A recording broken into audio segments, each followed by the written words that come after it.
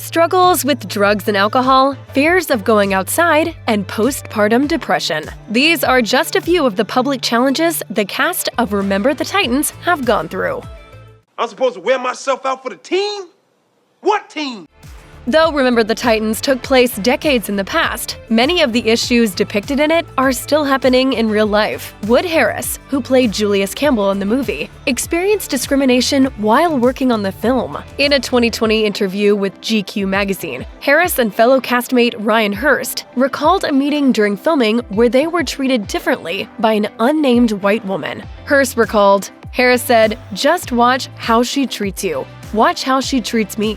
We went in there and she was on her elbows leaning closer to me. Then Wood walked over and she moved her hair back a little, leaned back, crossed her legs, crossed her arms, and Wood looked over at me and nodded at me. Harris reflected on the encounter and the current reality he faces as a black man, telling the outlet, "I don't have the advantage of just being able to think about the necessity. We belong to a criminalized culture. It's perceived as criminal before we show up. It comes from 100 years of ideological placement." The meeting was only the tip of the iceberg. Harris stressed that terms like racism and protest have slowly lost their meanings over the years. Even peaceful protests have been portrayed as violent and dangerous, which reflects a much bigger issue. He added, "It's almost like there's a culture that doesn't see the house on fire." Ethan Suplee weighed more than 500 pounds in his 20s due to food addiction and substance abuse. He began his weight loss journey while filming My Name is Earl, but it was about more than just changing his eating habits. He told Very Well Mind, "Drugs were very, very helpful because it was like just this feeling of like hating myself and needing these jobs to make me feel better about myself for moments. Literally moments of acting and portraying a character that's supposed to be overweight would make me feel better." Food and drugs may have offered a temporary escape, but they also worsened the deep dissatisfaction Suplee felt about himself. In order to get his life back on track, he had to first get his substance abuse under control, a struggle that kept him in and out of rehab until 2002. By 2011, he managed to lose 200 pounds. I'm now 260. But the feelings of unhappiness stayed with him. Suplee told Very Well Mind, "None of it went away at all." Finding happiness and fulfillment required a shift in perspective, which the actor did over time and with a lot of effort. I was possibly going to have the life that I wanted, but it required a little extra effort on my part. Hayden Panettiere was only a kid when she played Cheryl in Remember the Titans, but the film kickstarted a career that's now spanned decades. Her personal life, though, took a turn in 2023 when she lost her younger brother Jansen to an undiagnosed heart condition. Panettiere was beyond heartbroken. When I lost him, I felt like I lost half of my soul. When paparazzi took pictures of Panettiere attending the funeral, they triggered her agoraphobia, an anxiety disorder that leads to fear and avoidance of certain situations and places. For a long time, she struggled with the thought of going outside. It took me so long to pick out an outfit that I felt comfortable enough in to just leave the house. Though Panettiere eventually overcame her agoraphobia, her brother's death continues to affect her deeply. She told the outlet, "No matter how many years go by, I will never get over his loss." After playing Carol Boone in Remember the Titans, Nicole Ari Parker starred in Showtime's Soul Food for 4 years, where she met her husband, Boris Kojo. The couple welcomed their first child, Sophie, in 2005. Sophie suffered from a birth defect known as spinal bifida, which means the baby's spine failed to close during pregnancy, resulting in nerve and bone damage. Parker worried at the time that she had done something to cause it, even though it was completely random. She told People magazine, "I've racked my brain, been to therapy, cried my eyes out with guilt." Sophie had to undergo surgery to separate her spinal cord from a mass. The surgery was a success, but it wasn't until the couple welcomed their second child, Nicholas Neruda, that Parker realized that all the terror and fear were taking a toll on her. She explained, "I suffered from postpartum depression pretty bad with Nicholas. But because the anxiety level of protecting Sophie was so strong, it was like postpartum covered with supermomness." In 2006, Sophie developed a neurogenic bladder, a common complication of spinal bifida. The family looked into alternative long-term treatments, which have proven to be successful.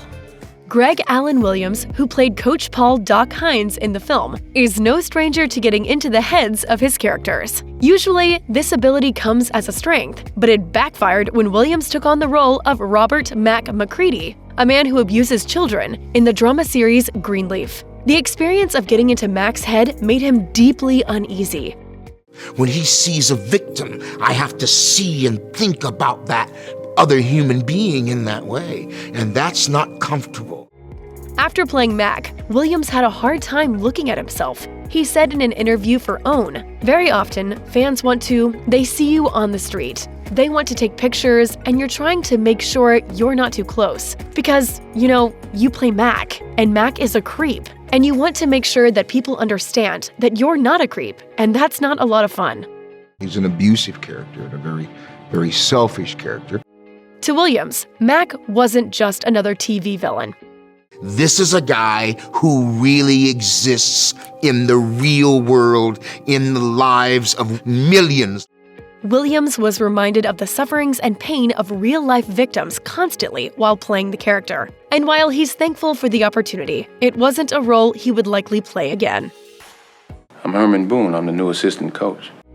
Denzel Washington had a 15-year drinking pattern, in which he switched between being drunk and doing movies. He was in denial about his problem for years because of his ability to remain functional as an actor. He told Esquire, "I never drank while I was working or preparing. I would clean up, go back to work. I could do both." As soon as filming stopped, though, Washington would go straight into drinking until his next gig. He admitted that it started way before his Hollywood days. He traced it back to his childhood friends, when he had one foot in the streets. He had done drugs in his life, but wine was something else. There's a whole culture built around wine tasting, and Washington was deep into it, even building a wine cellar back in 1999. The transition into alcoholism was subtle, but the years of abuse also had an irreversible impact. Washington admitted that he had done a lot of damage to his body. The actor has been clean since 2014. Ryan Gosling, who played Alan Bosley in the film, rose to fame after starring in The Notebook in 2004. I can be whatever you want. You just tell me what you want and I'll be that for you. By 2013, Gosling had become a major film star and even received an Oscar nomination for his role in Half Nelson. But despite his success, he struggled to find meaning in what he did. He was working nonstop, appearing in 6 films within 3 years, and physically running himself into the ground. In a 2013 interview with the Associated Press, Gosling admitted that he was experiencing major burnout and needed a break, saying, "I've lost perspective on what I'm doing. I think it's good for me to take a break and reassess why I'm doing it and how I'm doing it." It wasn't until recently that Gosling started to prioritize his family and focus on doing what makes him happy, which includes turning down dark roles. He told the Wall Street Journal in 2024, "I think for so long, I was just trying to pay the bills and work." You make sure they remember forever the night they played the Titans. By the time Will Patton appeared as Coach Bill Yost in Remember the Titans, the actor had done more than 30 films, including playing Chick in the 1998 action drama Armageddon. I got something coming up. Something kind of big.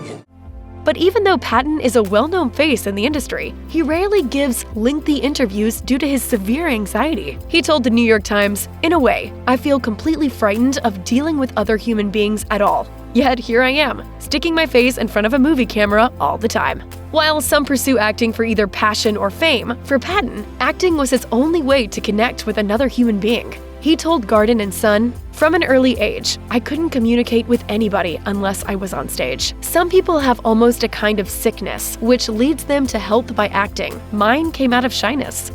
Kate Bosworth was only 16 when she starred in Remember the Titans as Emma Hoyt. Her big break came in 2002 when she appeared in Blue Crush, but the immense scrutiny that followed nearly broke her. During an appearance on the Ladies First with Laura Brown podcast, she said, "When you take a small-town kid, and then all of a sudden there's this intense amount of scrutiny and criticism, and it's so heartbreaking. I felt like I wanted to disappear. I really did.